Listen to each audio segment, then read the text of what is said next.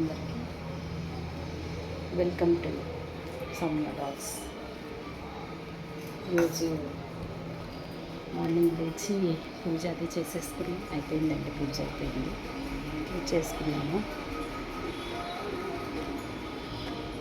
వంట చెయ్యాలి, పూజ అయ్యింది. పూజ ఇప్పుడు అయ్యింది. వంట చేసుకుని బాక్స్ అది ఇవ్వాలి. బీట్రూట్ చట్నీ చేద్దామని చెప్పి ప్రిపేర్ చేసుకున్నాము. రైస్ అయిపోతుంది.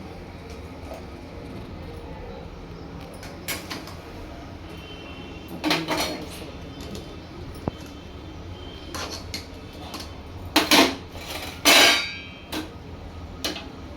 మీరేం చేస్తున్నారు ఏంటి?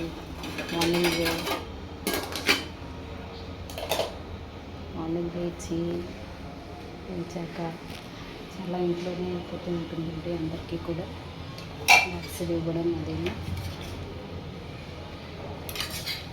బీట్రూట్ చట్నీ చేస్తున్నాం.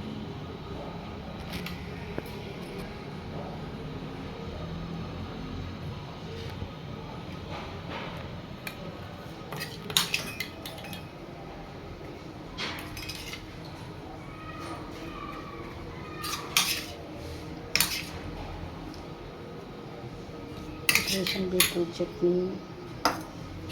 లేదండి. ఆవాలు, మెంతులు, ఎండుమిరపకాయలు, పచ్చిమిర్చి, చింతపండు వేసుకోవాలి. ఆవాలు, మెంతులు, ఎండుమిరపకాయలు, నెక్స్ట్ శనగపప్పు, మినపప్పు కూడా వేసాను నేను, కమ్మగా ఉంటుందని చెప్పి.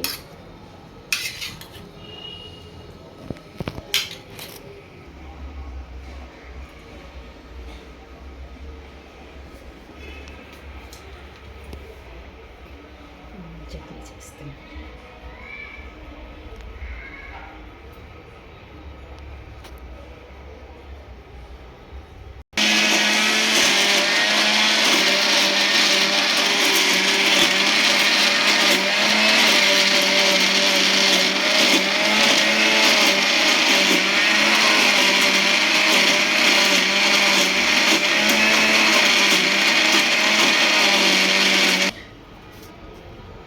చట్నీ అయిపోయింది. బీట్రూట్ చట్నీ, రైస్ కూడా అయిపోయింది.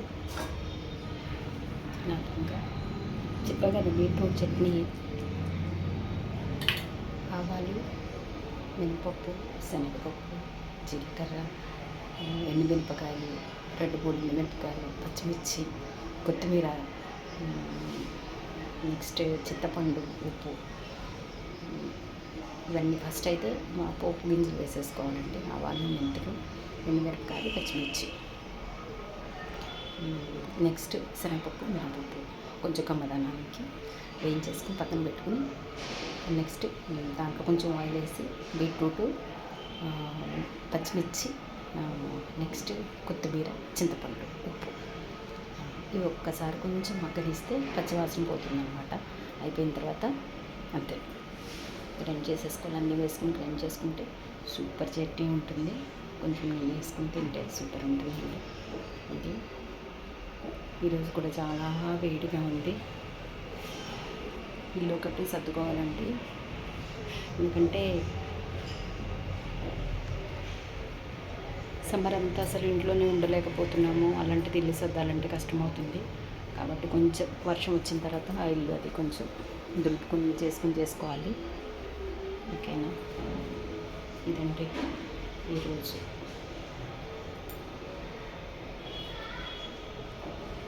తినాలి, ఇంకా ఫుడ్ తినాలి. బాక్స్ ఇచ్చేసాక తినాలి. ఓకే అండి, బాయ్.